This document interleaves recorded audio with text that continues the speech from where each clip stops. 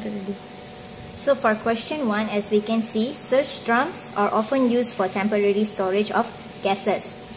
And QI is the inlet, whereas Q is the outlet. Hence, no chemical reaction or no heat changes occur in this system.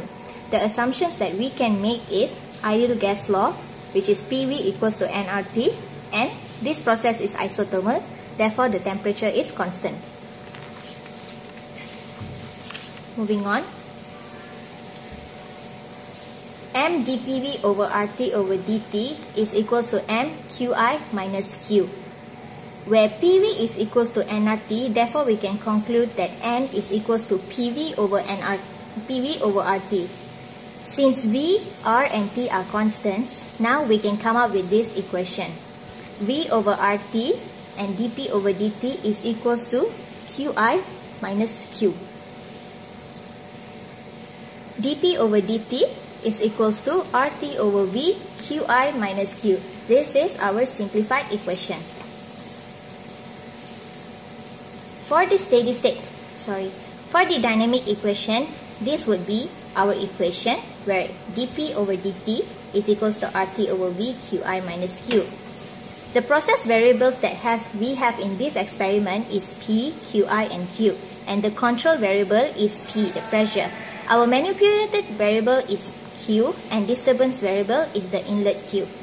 Therefore, in order to find the degree of freedom, this is the formula and we get 2, which is underspecified. So, for our steady state model, we can conclude that dP with a bar on top, which represents a steady state, over dt is equals to RT over V QI minus Q equals to 0. Therefore, we can come to a conclusion which is QI is equals to Q.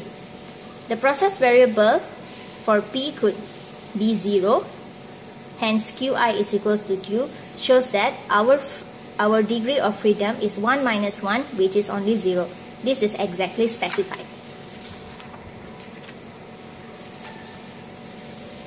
But before that, for the mass balance equation, we can use this, which is rate of accumulation of mass is equals to rate of flow of mass into system minus the rate of flow of mass out of the system. Therefore, dmn over dt is equals to mqi minus mq. M is the molecular mass and n over here is the number of moles.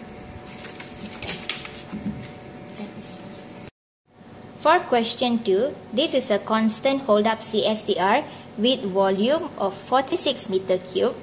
The flow rate of the reactant and its concentration is at steady state, which is at 2.4 meter cube per minute and 8.01 kilomole per meter cube respectively. So this reaction temperature should be maintained at 350 degrees Celsius, 350 Kelvin. So, the assumptions that we can make for this model is that it's perfect mixing, density and specific capacity is constant, the heat loss can be neglected, internal energy can be approximated by enthalpy. So, the next step is to find the mass balance equation. As we know, the accumulation is equals to in minus out, therefore, dPV over dt is equals to W1 minus W0 naught, and we factorize the density out, therefore dV over dt is equals to W1 minus W0.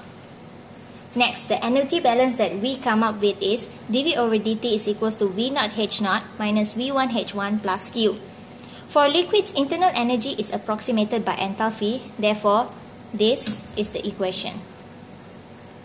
So for energy balance, this is our formula.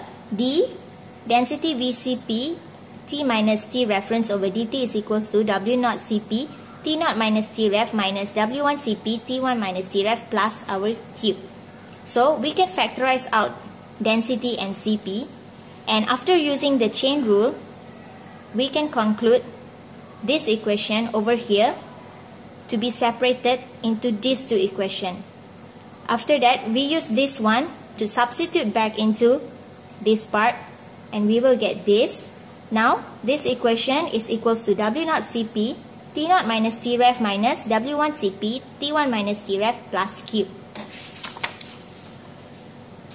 And after simplifying the whole equation, we will get that dt over dt is equals to W1 over density V, T0 minus T plus Q, density Cp over V.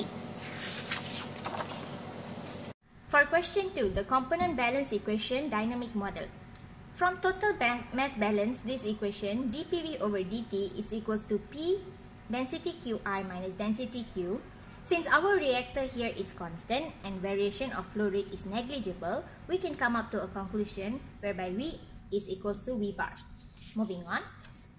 From the component balance with constant volume and flow rates, dCA over dt will be equals to Q bar over V bar, CAI minus CA, minus K naught E to the power of negative over RT CA.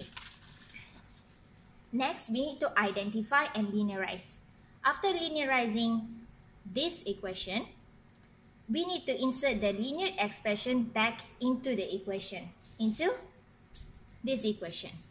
And now we will get this as our final equation.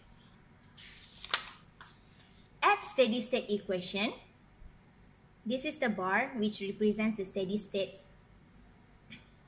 So dCA bar over dt is equals to bar Q over bar V, bracket bar CAI minus CA bar minus K naught E to the power of negative ER bar T bar CA.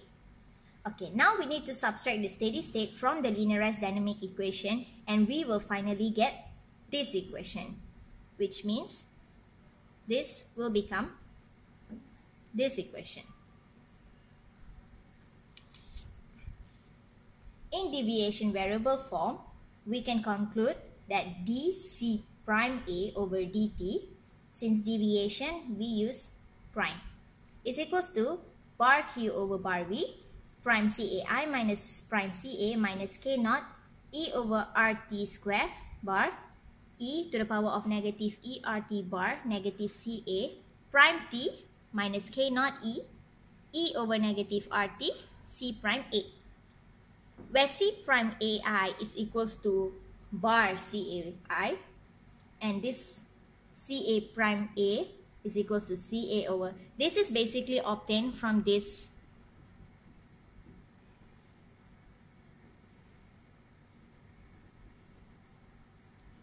form. So collect all these terms together and this is our equation. Now that we calculate bar CA and the coefficient, we will get dCA bar over dt is equals to Q bar over V bar, CAI minus CA bar minus K naught E to the power of negative RT bar CA bar. Since dCA over dt is equals to 0, we can substitute this term into 0 and this would be our final term. Now, moving on, all we have to do right now is substitute back all the parameters given, all the values given into this equation. After calculating everything, we will finally get this to the value of 0.01395. The values that we obtained, 0.01395, and also the previous value for this, which is 1.0317 minute, we just need to substitute back into the equation, and finally we will obtain this equation, whereby dCA prime over dt plus 1.30367 CA prime is equals to 0.05218 CAI prime minus 0.01395 T prime. That's it.